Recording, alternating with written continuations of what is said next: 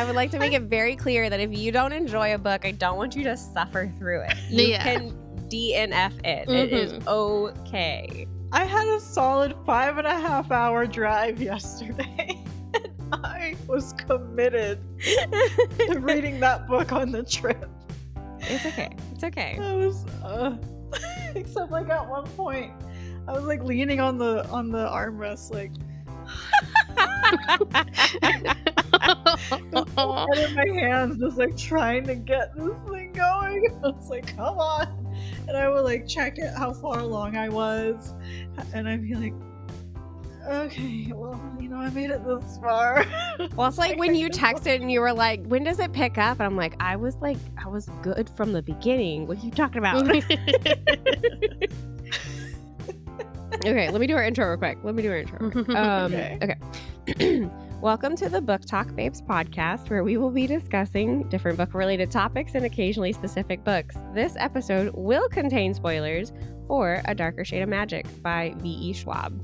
My name is Ashley, and today I'm joined by my two lovely friends, Elaine. Hello.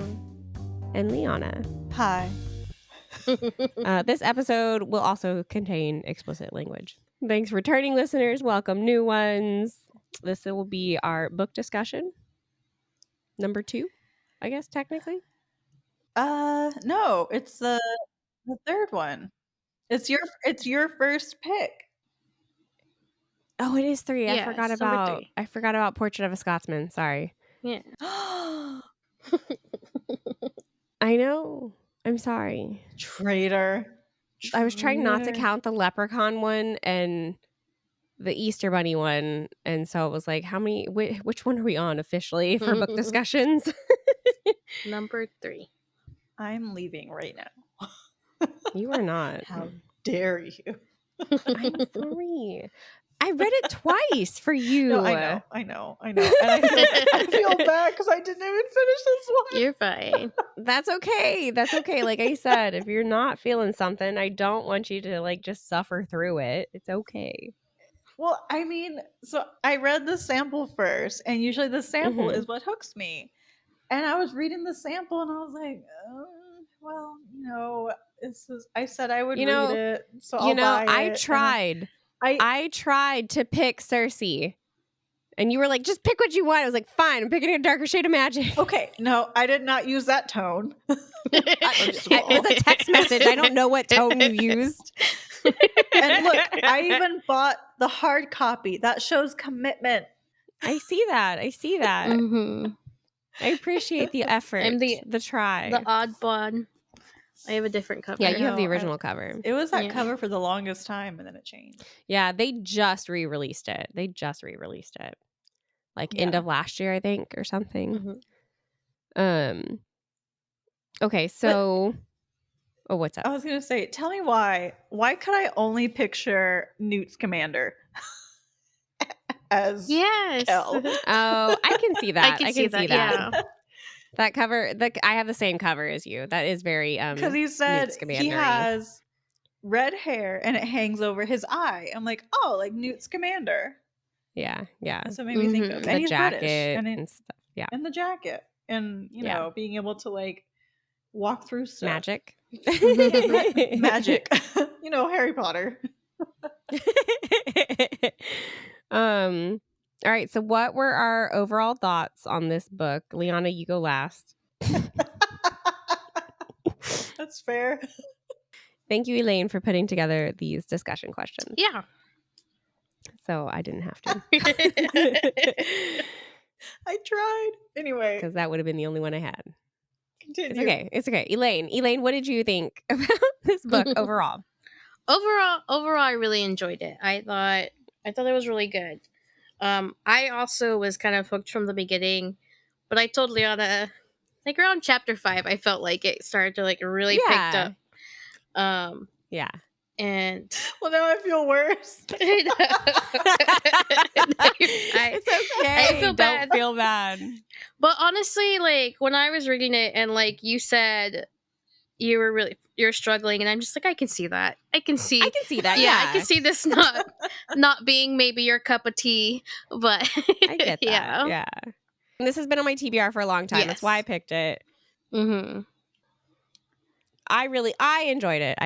I'm probably going to give it, I think I forgot to update my Goodreads and stuff. I'll probably give it 5 stars or 4.5 maybe. Yeah. I don't know. I decided to wait I to loved the end it. of this discussion to see if maybe I changed my mind or anything. But Yeah. as of right now, That's fair. feel like That's fair.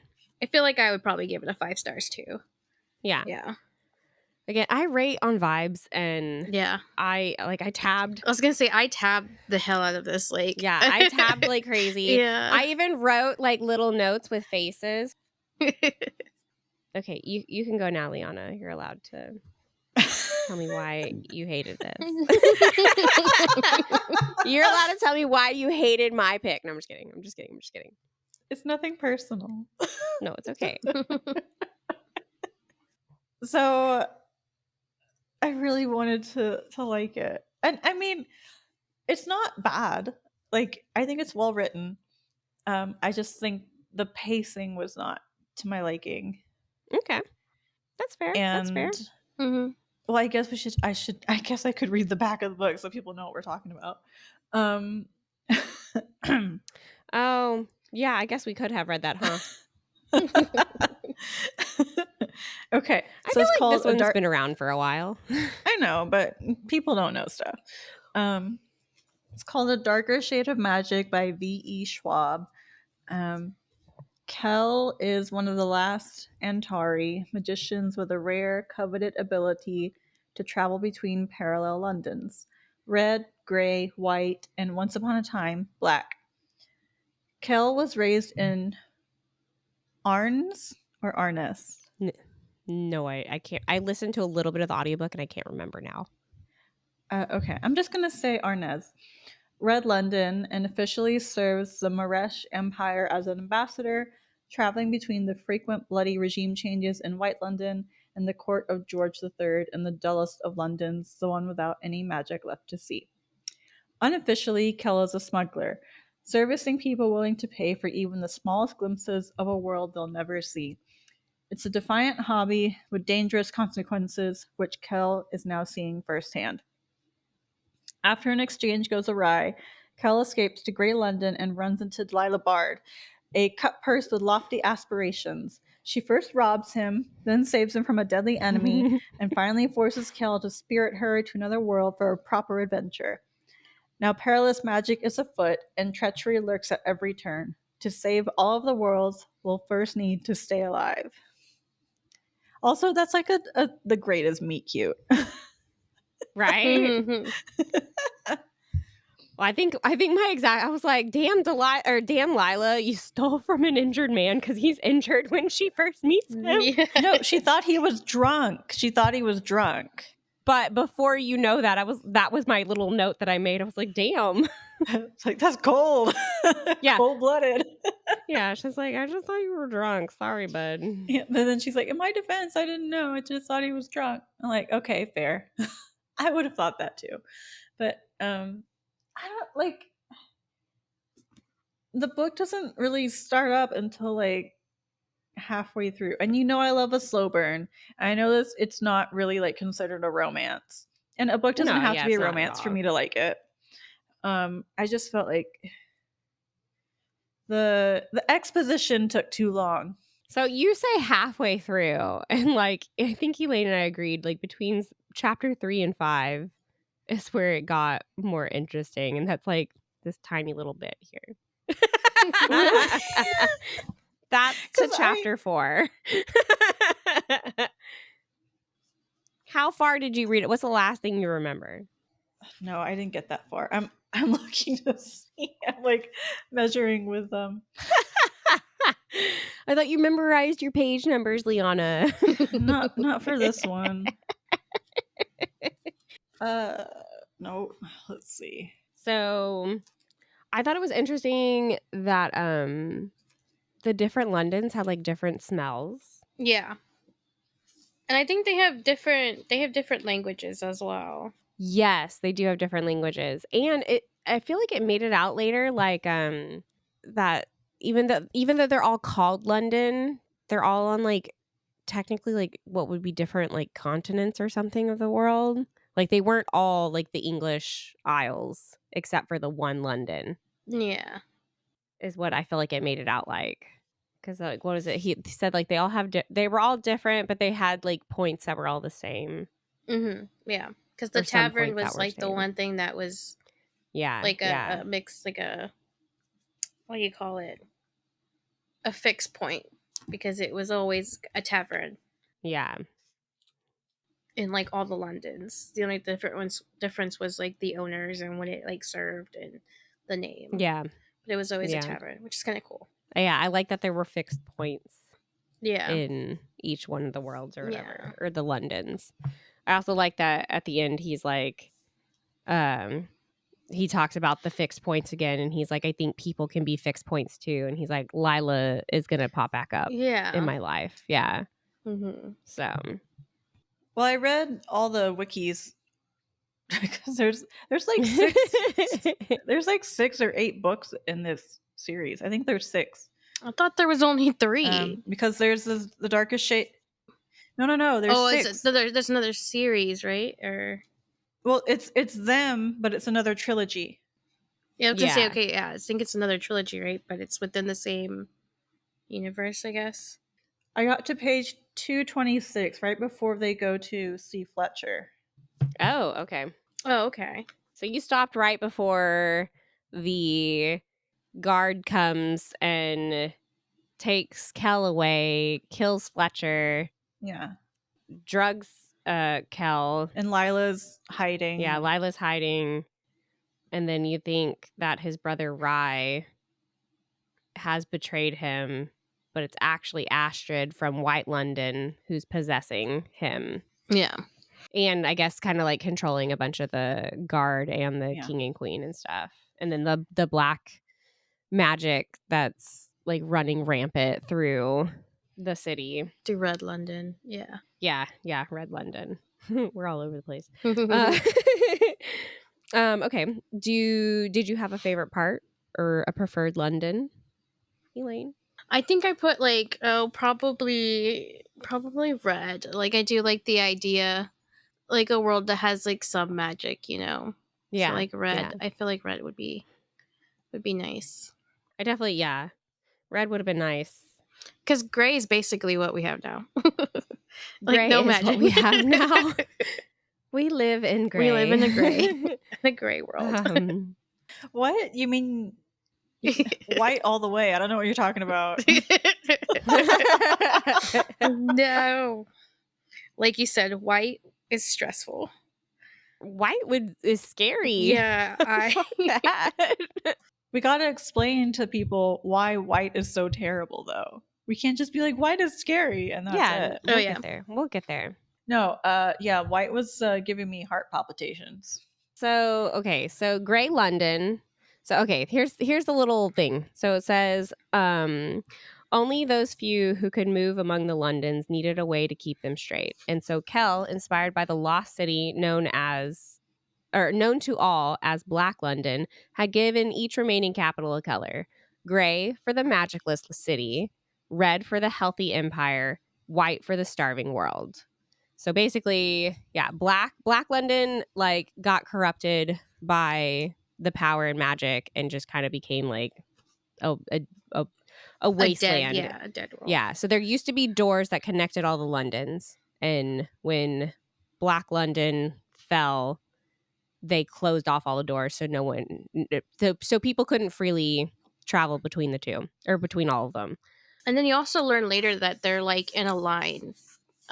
Yes, well. They're in a line. So white is next to black. So white was basically left to like defend themselves against, black possibly encroaching on their territory and whatever. Yeah. So like White London is this like super ruthless, cutthroat, like evil London. A lot of people are very power hungry. Yeah, very power hungry. Like they do a lot of stuff that is considered like illegal.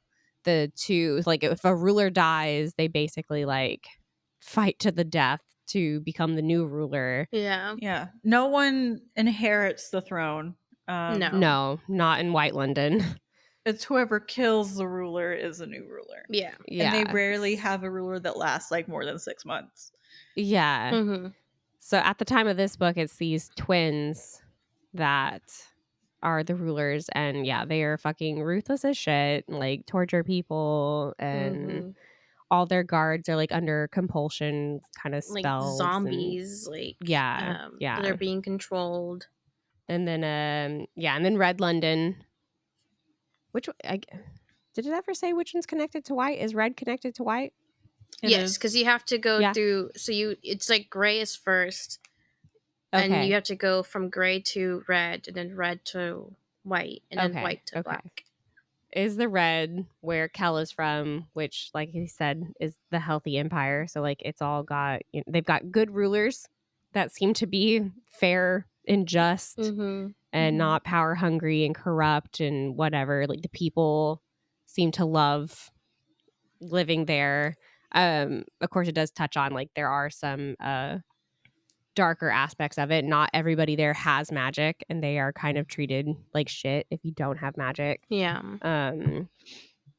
Like, I mean, every society, like there's always like people that are considered lessers, unfortunately. So Red London's not perfect, but it's definitely the best of the four. I would take my chances in Black London before I would live in White London. Yes. And then Gray London. Like you said, Gray London is like us. Like they're just magicless. It's just normal London. I think I made a prediction when I first read that. I was like, oh, I wonder if there's going to be like a bunch of parallels to like actual historical events and stuff. But we spend like no time with any sort of crazy events in Gray London. So yeah.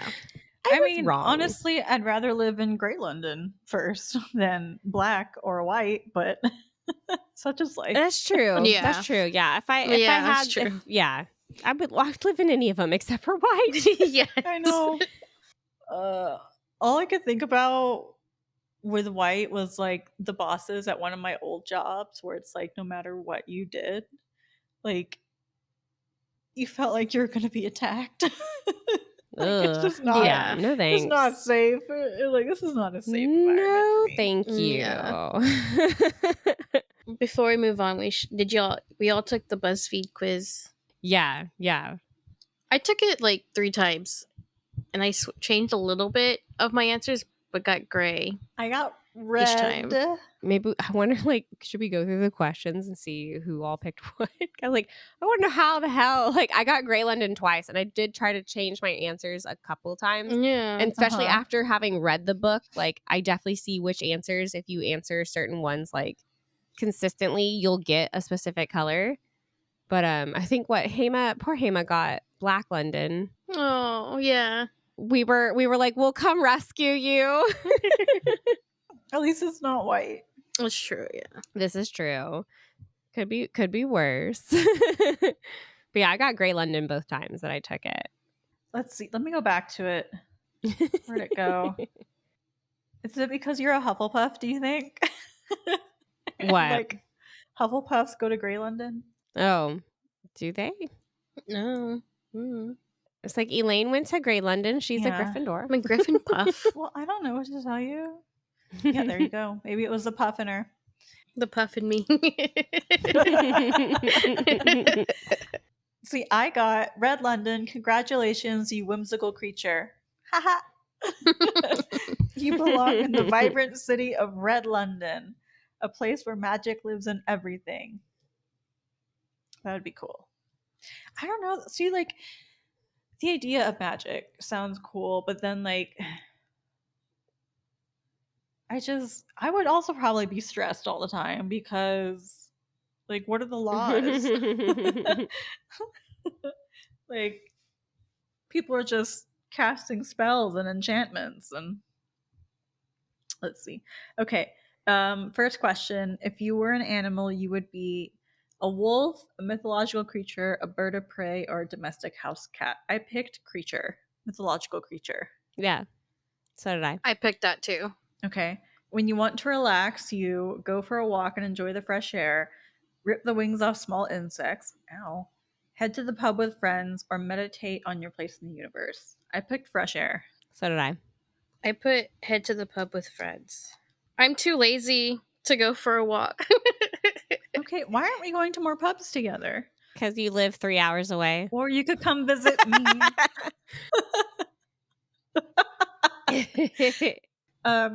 Your ideal mate seems to see inside your soul, fascinates you, wears an incredible coat, or intrigues and scares you in equal measure. I put sees inside my soul.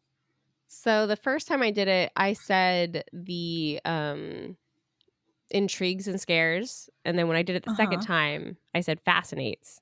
I still got gray. Yeah. I put fascinates you. Okay. For the second one, I think the first time I put meditate on your place in the universe. And then the second time I put head to the pub with friends. Next one. When confronted with an enemy, is your first instinct to cast a spell that holds them in place while you go get the authorities? Narc. Trick them into trusting you, then once they do, cast a spell that holds them in place while you gain control of their soul, or determine if you can overpower them before deciding to fight or run away. I picked the last one. Yeah, I picked that one. Yeah, me too. I mean, because like I have a fighting problem, but I know when I'm gonna get my ass beat. So, I'm not stupid. Your ideal monarch is terrifying and controlling, fair and just, omnipotent, or gorgeous and spellbinding. I put fair and just. Fair and just, yeah. I don't remember what I put.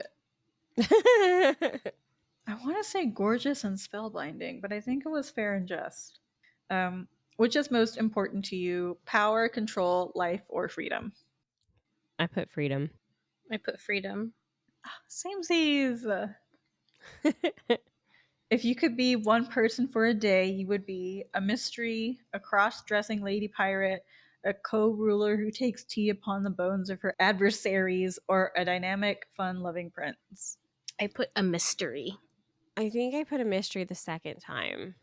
Because I put prince. Okay, yeah, no, I think I put mystery both times. Okay.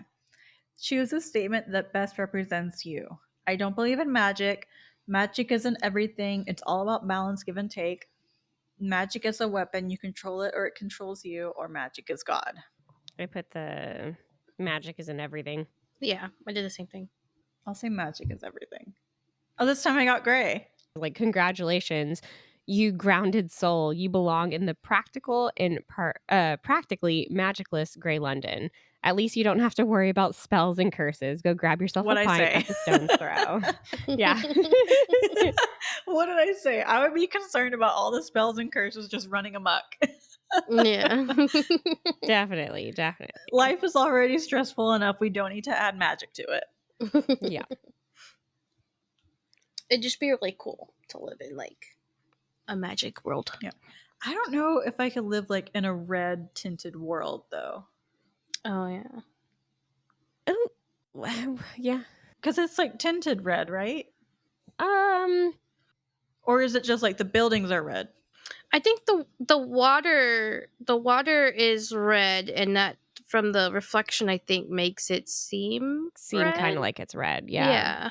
That's what I understood it. Yeah, that's how I think I was. That would be so trippy. But I guess I'd be used to it. Smells like flowers though. Yeah. And not like ash and blood. Oh, that's true. Yeah. And then smoke. Smoke is what Grey London smelled like. Yeah, it doesn't smell like pollution. Yeah. So I would take that. I mean, what kind of smoke are we talking about? We talking about like, mesquite barbecue smoke? Because I would smell that all day. Yeah, right. No. Yeah. We're not talking about that. Also, think about like all of the people didn't bathe as frequently. So I mean, I think in this world they do. Yeah. Maybe not the poor people in like Grey London. Not in Grey London. Yeah. Well, it's supposed to be like It's supposed to be basically the time of George III. when was George III? Like in the 1800s? Fuck, I don't know. So what do y'all think about the magic system overall? I thought it was interesting. Because it's mostly mostly everyone can do elemental magic. Yes. And I do like how they're like, like in Grey London when he met that one person that was Oh, that wanted some dirt. what do they call it? An enthusiast? Yeah, Enthusiast? that wanted dirt from Red London. Yeah. How he was trying to speak like this like language and stuff like that, and he's just like, oh no, you just gotta like say it. Yeah. And he'll do it. And I'm like, I love that. I love that like you don't have to say any magic words. You can just be like, I guess think it and like it kind of will it to do something and then it'll do it. Yeah. Yeah. Here's a little side note. King George III was born in 1738 and he died in 1820 at the age of 81 years old. Okay. And then so it is like 1820 because George IV takes the throne during the book. Yeah, he ain't. George III ain't doing so hot. Okay, yeah, back to magic system. Yeah, I know, I agree. I think it was very interesting. I like the little box that they use for you to figure out like what your dominant like element is. Yeah, the little game thing, yes. Yeah, the little game or whatever. I like how he gave that to Lila at the end. Yes. Yes. I did too. Do we find out what Lila has, or he just gave it to her? He gives her the box before she goes and he shows her how to use it. And she's like, cool, great, and like closes it. Because she still hasn't, like as it hints throughout the thing, like she can feel power and she can feel the magic and stuff. But after Rye stabs himself and they go to the sanctuary and the guy that's leading that place or whatever, The like high priest or something. yeah, he's like, oh, like she has power, it's just unawakened. Yeah. And then he asked her how she lost her eye, and you're like, what the fuck? Yeah. I looked it up. Do you want me to tell y'all? No, if you fucking spoil anything for the books 2 and 3, I will stop this recording right now. That's why I asked. No spoilers. Because I had my suspicions, and then I looked it up, and I was like, I knew it. So yeah, I have my suspicions too. Okay, so what did we think? Oh, what's up? Well, I just want to, like, we have to say who Rye is. Rye is the crown prince of Red London. I was going to get to that. Oh, okay. Yeah, no, Rye's the prince of Red London. Yes. And Kel's brother. Yeah, sort of. Not true blood. Yeah. Brother. It's like adopted. Yeah, Kel was taken as a kid because he was Antari and they basically like adopted him, which we better find out also what memories they are suppressing with that spell thing on his arm. They're brothers in spirit. Yeah. They were raised together since he was 5, so. It's in this one, right? Where Kel is like, yeah, they're my family, but I never really feel like they're my family. And Lila's like, oh, boo-hoo. Yeah. Who gives a fuck? Yeah. Yeah, Lila's like, shut up. She's like, I'm a street urchin. Shut up. Yeah, she's like, my dad tried to, sell me. Yeah. Yeah. For sexual favors. I have to thieve to survive. Like, I don't want to hear it from you, Mr. Royalty. Right. Yeah. I loved Lila. Yes. She's such a badass. I liked her. Yeah. Yeah. And then Holland. So Holland is the other Antari, and he works for White London. And I don't know, at first I liked him, but I was suspicious of him. And then I hated him. And then by the end I was like, he was under their spell. Like, he wasn't really able to be a free thinking person. And he's traumatized. Well, he's also under, like, he's he has no control over his actions anymore. Like with the spell that the twins have put on him, who are the rulers of White London, like he has to do what they say, whether he wants to or not. So like the fact that he basically lets Kel kill him, or at least strike a potentially fatal blow. Yeah. We don't ever actually. I think he does it through the actual symbol. Yeah. And then he sends him to Black London. Yeah, I was like, we never see him actually die. Yes, because it says he's his pulse is weak, and he also mentions that it's hard to kill an Antari. Yeah, so that's what was like thoughts on. Do you think he survives? That he might survive, and we'll see him again? I hope so. I think so. Yeah, I hope so too. Except for I hope he comes back as like not so evil. Yes, maybe hopefully he has. I hope he gets a redemption. He has more free will in the next ones. I would probably wake up pissed and be like, damn it, I wanted to be dead. Right. Yeah. Not this again. Mm-hmm. And then your thing here on the twins and their deaths. Well, I think it was just the overall thoughts on them, and then like your thoughts specifically on like their deaths. They are horrible. Yes. They should have suffered more, but I am glad that they died. And I'm glad Kel killed both of them. Yes. Were y'all getting like Cersei and what's his face vibes? Oh, Jaime Lannister. Yeah, were y'all getting those vibes? I was not. No. Okay, because I know they're messed up. So yeah, they're messed up. I wasn't getting incestual vibes from them. No, I was getting more like, because at one point I was like, I can totally see him. I can totally see one of them betraying the other if it would be in their favor. I thought when she was like, when Kel shows up to White London or whatever, and he like knows that she's there or that he's there, and his sister's like, sitting on the throne next to him, but she's in spirit basically in Red London or whatever. I totally thought he was gonna kill her. Yeah. I was like, oh shit, he's gonna kill his sister. Yeah. Yeah, I was surprised that they would rule together and not fight to the death for control. Because I don't see the advantage in ruling together. Well, they're stronger together. Yeah, that's true. Oh, that's true. And they're twins. They have like, I'm sure, a special bond that's pretty deep and whatnot. But yeah, like you're stronger. They're stronger together for sure. I also, one of my favorite parts was I really like the banter between Kel and Lila.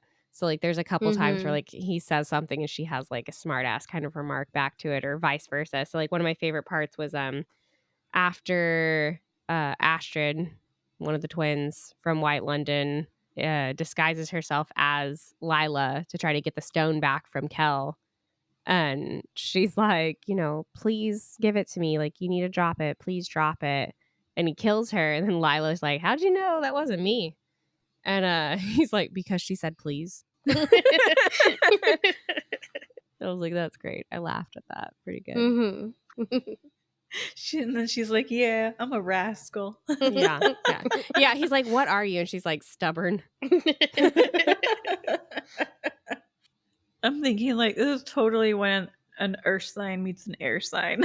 And it's like, he's like, what is this? And she's like, aren't I fun?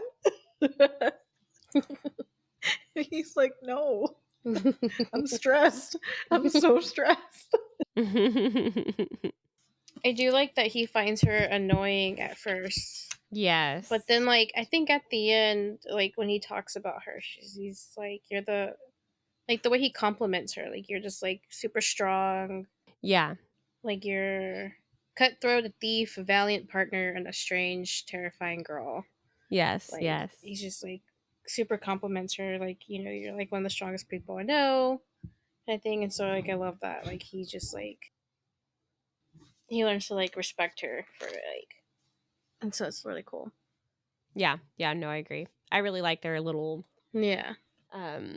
their friendship, relationship, whatever. Yeah. I'm very curious to see, like, is this supposed to lead somewhere kind of romantic, or is it just platonic? Like, because there's a couple times where like they've kissed, but it hasn't really been like, I felt like very, I don't know, sexual or whatever. Yeah. Like they kiss for luck. Yeah. Yeah. Yeah. Mm-hmm. Do you want me to tell you? No, I want you to tell me nothing, Liana. I don't like spoilers. This is probably the one time I don't want spoilers. Yeah, I don't want spoilers. Let's see, what else did we have here? Yeah, did you feel as sad as I did when Baron died? Yes. When he was killed. So upset. That's what I was like, fuck Holland. That motherfucker. Screw that guy. I know. He could have lived longer. I know. Oh, I honestly also thought, so like, you know, Holland kills him, whatever, and then there's the cutthroat that's been infected by the corrupt magic. And when he gets hit by that cart and like turns to ash, and it's that enthusiast guy from the beginning who keeps going back to the pub to hopefully run into Kel. And when he like puts his fingers like in the ashes or whatever and like brings it to his nose, I was like, oh great, he's gonna get infected. And then that went nowhere, and I was like, okay, maybe not. Well, I think it talks about him feeling something. So okay. And I think it's maybe just a hint that like he's infected. Okay. Well, then he died when Kel destroyed all the magic. Did they mention that they stop in Grey London? Because they talk about how all of the infected stop at Red London. Oh, I don't know. I assumed it took out everyone. Yeah. But maybe not. Maybe not when he dispelled the magic from the stone. I don't know. Yeah. Yeah. But yeah, no, I was super sad when Baron died. But I guess, like... Yeah. I get it from the standpoint of, like, Lila literally has nothing to go back for, you know? Yeah. Like, there's nothing that would make her go back to Grey London as far as, like, people or sentimental stuff. So... Maybe I missed it in the half that I read. Do they say who set Kel up? Yeah, it was the twins. Mm-hmm. It was the White London rulers and Holland. Oh yeah. I think it was towards the end. Yeah. Did you read? Because if you stopped at Fletcher, you didn't read this part. So what was the point of like giving him the stone in White London if it was already in White London?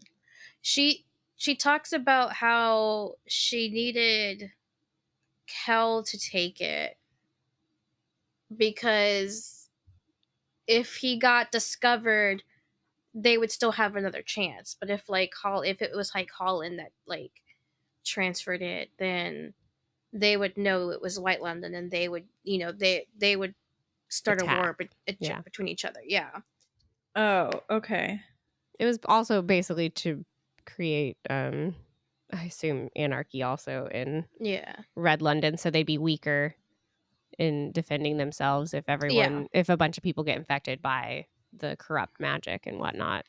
Yeah, because I think she brags. It was like, it was my idea. Yeah. She brags about it, of course. She monologued.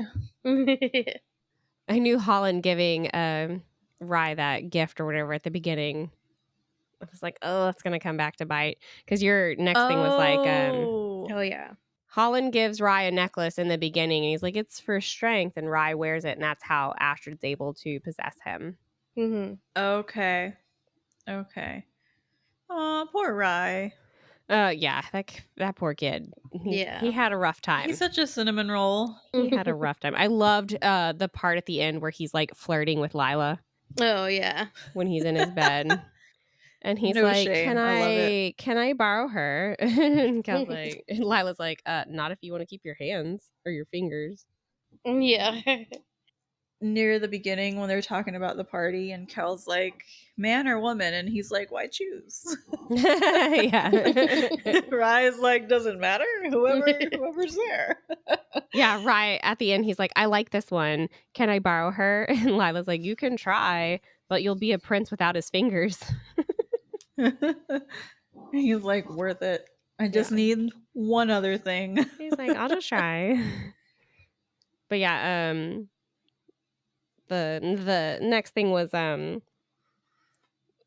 there an instance where you believe that Rye had betrayed Kel, or did you suspect that he was being controlled?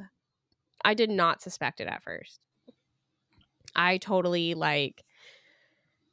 since he brought the stone into Red London and was attacked by those guards that had the special swords and stuff, I was like, ooh, I bet someone in the royal family of the Red London has trying to take him out or whatever. And then I'm like, Rye's the only one that knows that he brings stuff from other Londons and whatnot back and forth between places. So I was like, fuck, Rye has totally ratted him out and is getting him in trouble right now.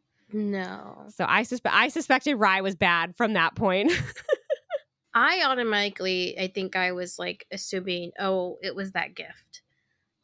Especially since you learned that White London, the twins are masters at control. Yeah. I was like, no, it has to be control.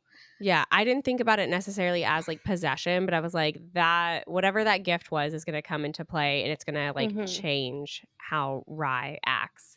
I didn't think it would specifically be Astrid possessing and controlling him. No, until I didn't think he truly betrayed. Also, I feel like Kel makes comments too about how he doesn't like when, or at least the guards make it to where Rye doesn't like when Cal was gone. Yeah. He makes another comment too about how Rye throwing a fit, and that's why because I think he was staying at the sanctuary and Rye made a fit.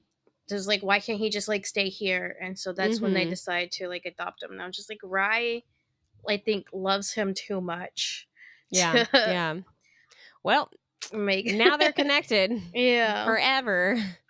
I know. I do love the end comment too that Rye does that says, I love you, Cal, but I had no interest in matching tattoos. Yes, that was funny. That was funny.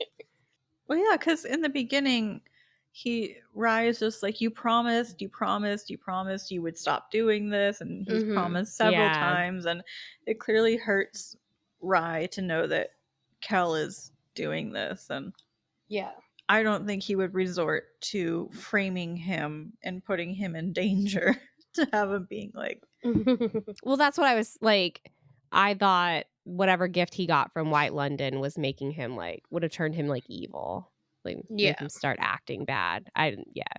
Because Rye doesn't have magic, does he? He does. He's just not great.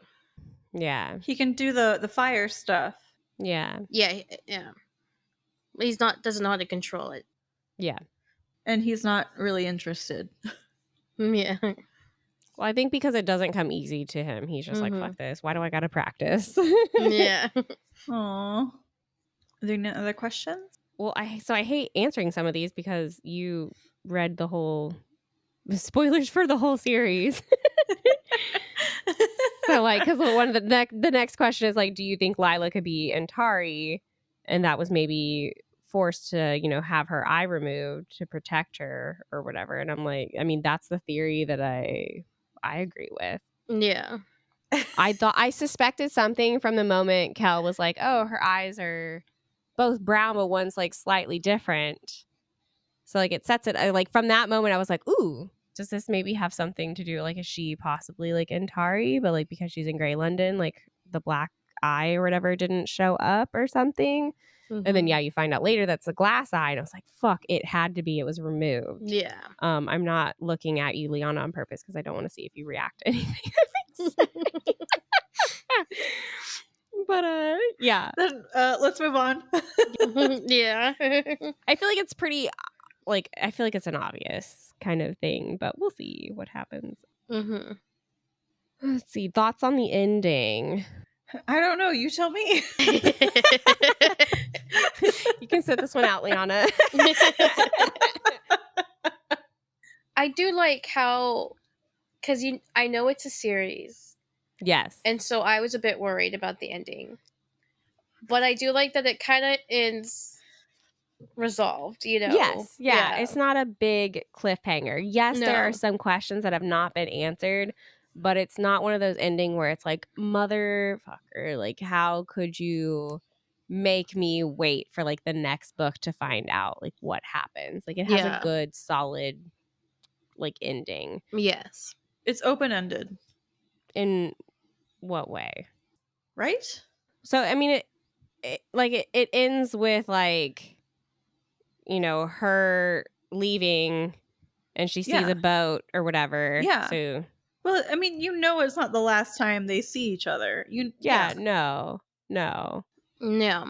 Like she's going on an adventure, but you know it's kind of open-ended, and it's like, well, they'll see each other again. Yeah, no. He even says like the whole fixed point thing. He's like, I think people can be fixed points too. Yeah. Aww, baby. So even he believes that like they'll cross paths again. Yeah, where to go? Where to go? Yeah. Where to go? I think He has such a crush on her. Yeah. Because they're only like 19 and 21, Yeah. which so young. Yeah, because he says he would see her again. He knew he would. Magic bent the world, pulled it into Yeah. shape. There were fixed points. Most of the time, those points were places, but sometimes, rarely, they were people. For someone who never stood still, Lila still felt like a pin in Kel's world. One he was sure to snag on. Yep. That was the part I was trying to find. Yeah. So yeah, they're definitely gonna see each other again. Mm-hmm. Yeah. Because I mean, you can tell from. I haven't looked up what the new cover is for the second one, but like the original covers, like you can tell, like that's Lila up at the top there. A Gathering of Shadows. Yeah, I'm assuming the gathering, the next one is going to be mostly her, Yeah. is what my prediction is. I can see that. Yeah. I already know Liana's answer to this question. Will you continue the What? series? Oh, Technically, can't you say did. that I. Huh? Well, Technically. technically you Yeah. did. I did. I continued it. Just it was a bit unconventional. Yeah. I wikied everything and found out what happened to everybody. And I was like, oh, good for them. I will definitely continue with the series. Yes. I already have the second book on my shelf at work. Oh, maybe I'll go do that tomorrow. I need to go get it. I need to go get the second book. I'll probably, because I know Hema wants to buddy read it or whatever, and we've been talking recently about how we're both bad at like finishing series, so we're gonna hold each other accountable. So I'll probably make a channel in the Discord or whatever if anybody wants to use it. Yeah.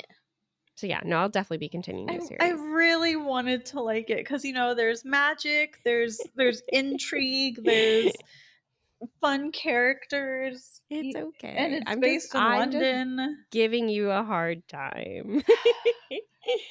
And it's not because there's no smut, because I can read books with no smut. It's just like, because I'm an adult. It's just That's funny. That's funny. yeah, I felt kind of bad when I was like, when does it get interesting? That's what I said. When you said that, I was like, it's been interesting from the beginning, Liana. And then you guys were like, well, just stick with it. And I was like, okay. And I got like 60% of the way through. And I was like, you got I'm past still the point where we told you it gets interesting. And you're like, Yeah.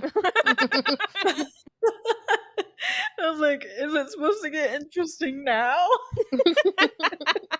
Well, because, okay, I said the same thing when I was reading Crescent City.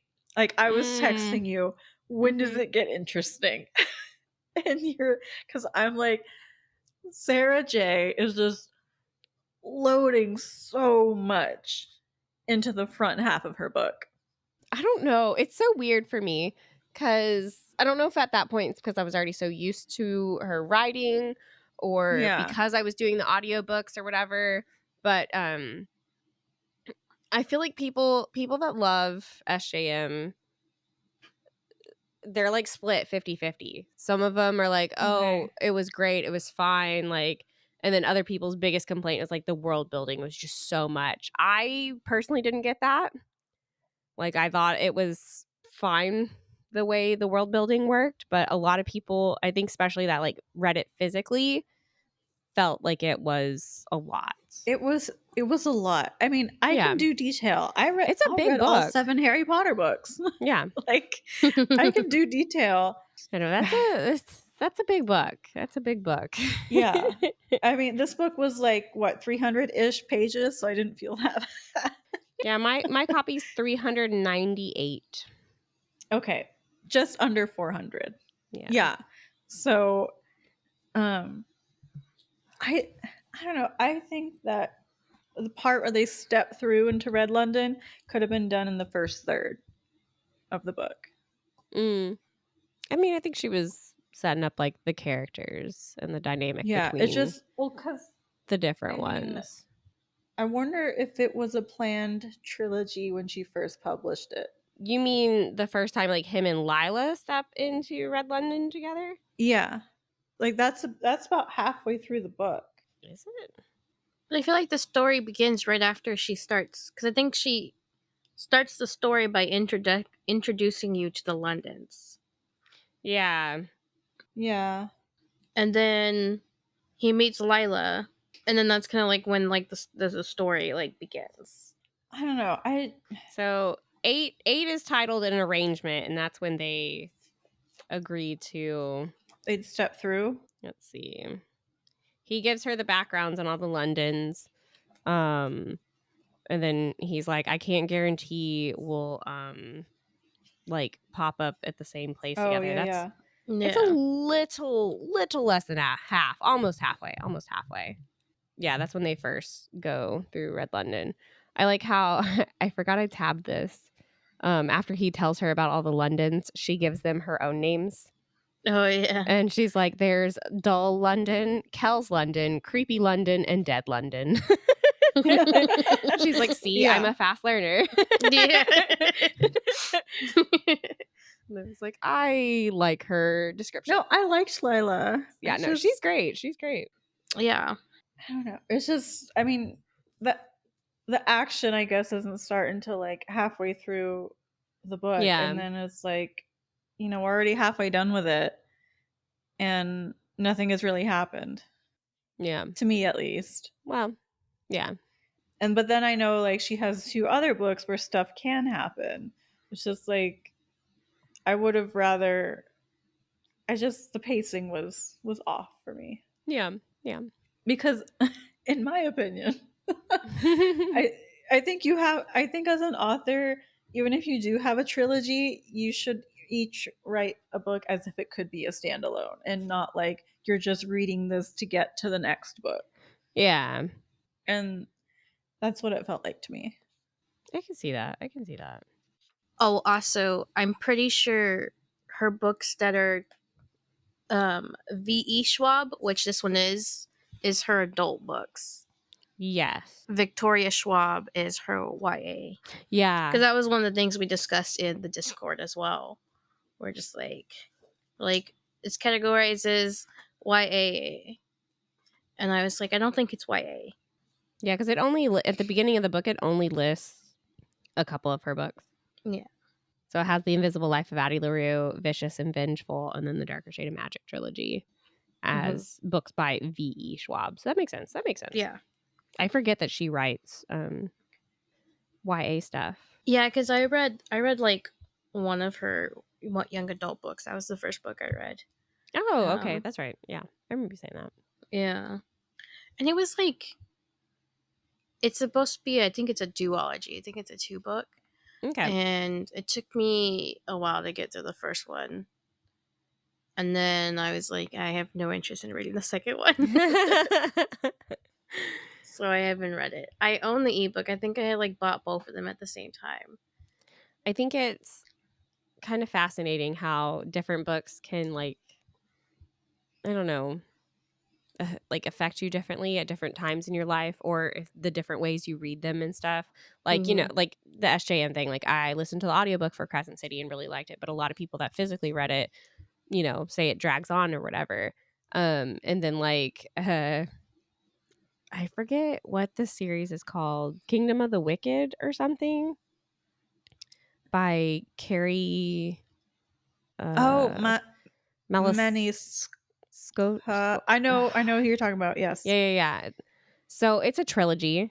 I have all 3 books. I haven't read the last one because I did the audiobooks so I did the audiobook for the first one and I was like, okay, this is a great story, but like the narrator was driving me nuts. But then the second book came out and I was like, well, I want to know what happens.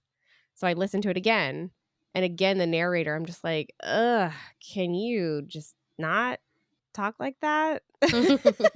Carrie Maniscalco. Yes. Yeah. Oh, okay, yeah.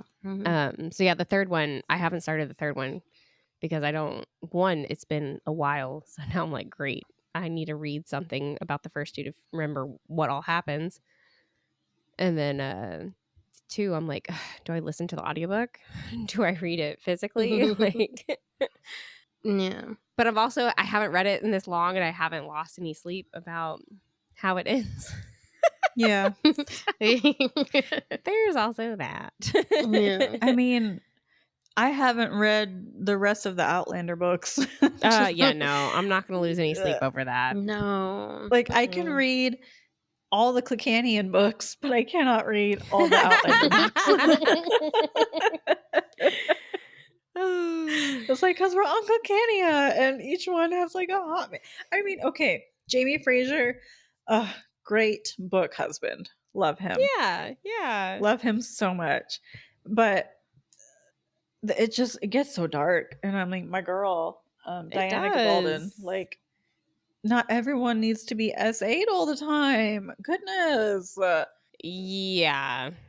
There's also that. And she's like, well, that's how it was. I'm like, no, we're reading a fantasy. We can pretend. It doesn't have to be. Like, yeah. Yep. We don't have to put our characters through that much trauma. Yeah. So, I don't know what to read next, because so I read 2 Highlander books in like 2 days. It was about 2 sisters, 2 time traveling sisters. Okay, I lied. What's up? I read 3 Highlander books last weekend. Okay.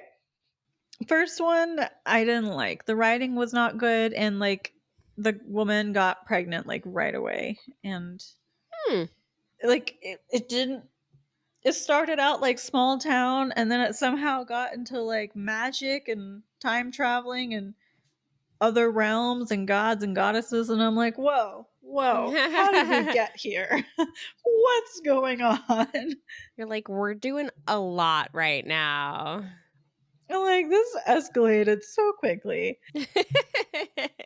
Like, this woman gets pregnant in her dreams. I was like, whoa, do not threaten me in my dreams. Yeah, no. I don't need that in my life.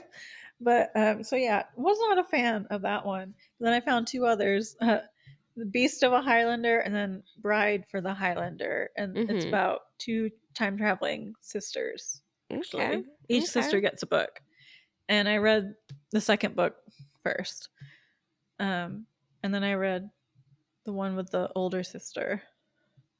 Okay. Not all of them are brooding. The Beast one, definitely brooding. I can fix him. No. You can try. Is it the one that you were talking about in the text? Yeah. Okay. Yeah. It gives like Theo vibes. It gives Sick Dan vibes. It gives who else is a broken emo boy?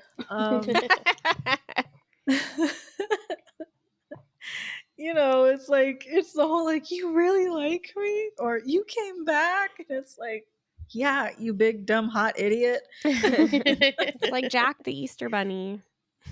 Yeah, there you go. Yeah. But then the other Highlander, he's more of a flirt, and he's really like outgoing, and within the first like couple chapters, they're like getting naked in a hot tub. All right. And he's like, "What? I'm dirty. I need to bathe." And she's like, "Really? You're gonna bathe in the exact same tub that I'm in?" And he's like, "Conserve Yeah. water." And she's like, "All right." And then he goes, "Oh, I'm sorry. Am I naked?" And I'm just like, I cannot with this man. But I really appreciated the aggressive flirting. That's funny.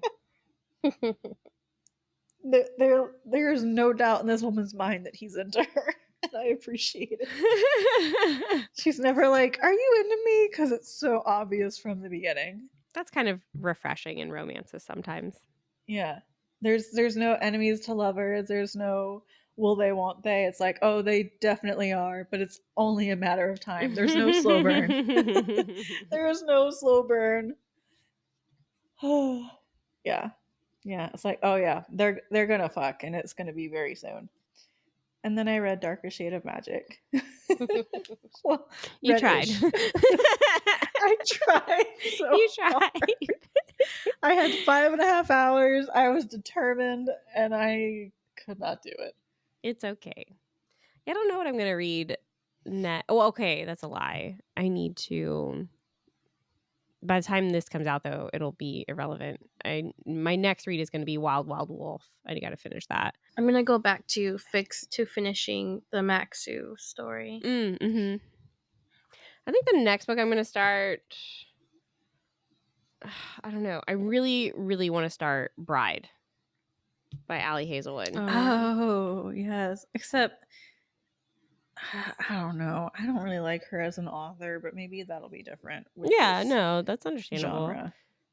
I've heard that Bride is a good intro book to the Omegaverse. Yeah, that's why I'm interested. So I listened to the Clutch My Pearls podcast episode that they did on it, and that's what made me buy it. So I was like, okay, that does sound like really good.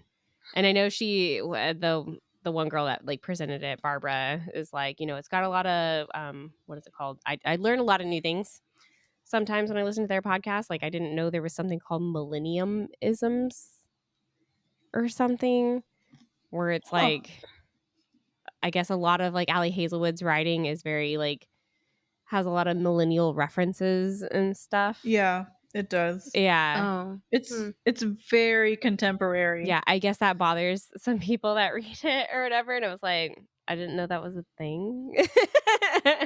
yeah. So now I'm like, I mean, I'm sure I'll like it. But yeah, I really want to start that.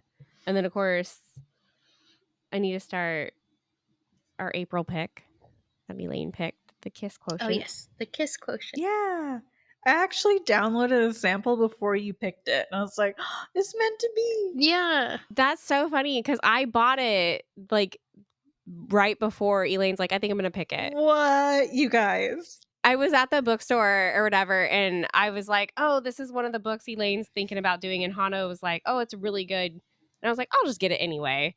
And then I got it, and I posted a picture, and Elaine's like, I saw that you bought it, and I also have it, so I think I'm just going to pick it. Well, it's funny because, like, I think I had, like, made my choice that day. That I was like, I think I'm going to choose that one. And then I saw it, and I'm just like, okay, I have to choose it now because I actually bought the book. It's meant to be. I bought the book. Liana downloaded the sample. We were all in sync and just didn't know right? Yes. I know. I love that. Friends. Love it. Love it. I was also thinking about reading this book called On the Line. It's about a girl who has a romance with a line cook. Oh, interesting. Interesting. Which I heard is a red flag. But because like guys who have like line cook energy. I don't know what the hell that is supposed to mean. So how do I explain this? Have you seen The Bear? I have not. Oh no. Hold on, let me. I've seen his underwear ads. Yes.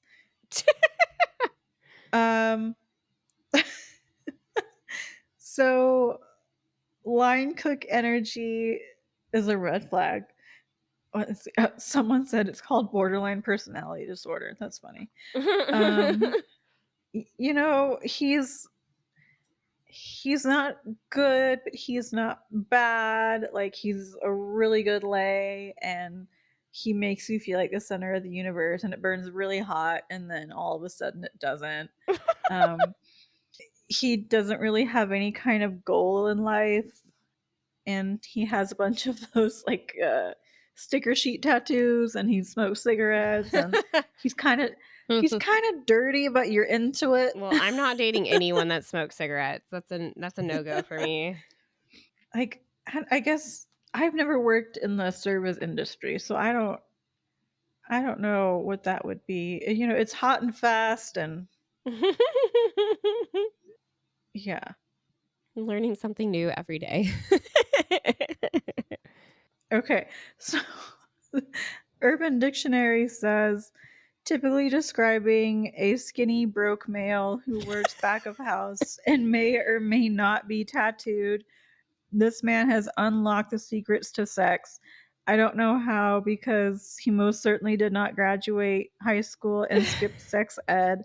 He'll have you speaking in tongues. Oh my god. He doesn't have a bed frame. He's probably an alcoholic. He smokes Marlboro Reds, and his TV is on the floor, and he'll fuck you in positions you've never even thought of. Good God. Oh my goodness. So basically, oh, you're gonna suffer, but you'll be happy about it. Oh my goodness. That's what Ron really meant. That Harry was going to date a line cook. Yeah. Line cook energy.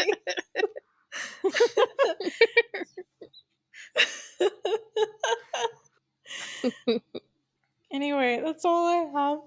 It's like unofficial What This Week, but Yeah. I've been listening to a podcast called My Dad Wrote a Porno.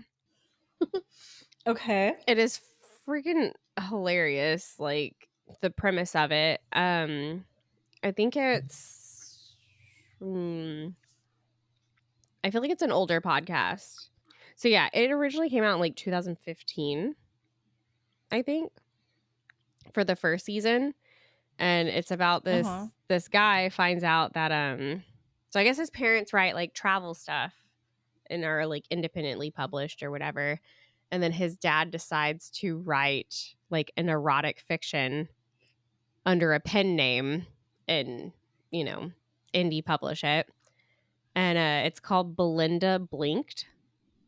And he's got his two friends on the podcast with him. And they basically like each episode is a different chapter or whatever. So they're like reading the chapter. Each episode, they're like 20-something, 30-something minutes each. And it's so crazy. Oh, well, we've gone off topic. That's all right. Per usual. I think that means we've reached the end of this episode. Yes. Is there anything else y'all would like to add or say? That's no. Yeah, I got nothing. I think we've covered it. Thank you, listener, for joining us. Please rate and review our podcast and follow us on our socials listed in the description. We also have a Discord now if anyone wants to join for monthly book discussions. Please email or DM us topics, questions, and book recommendations.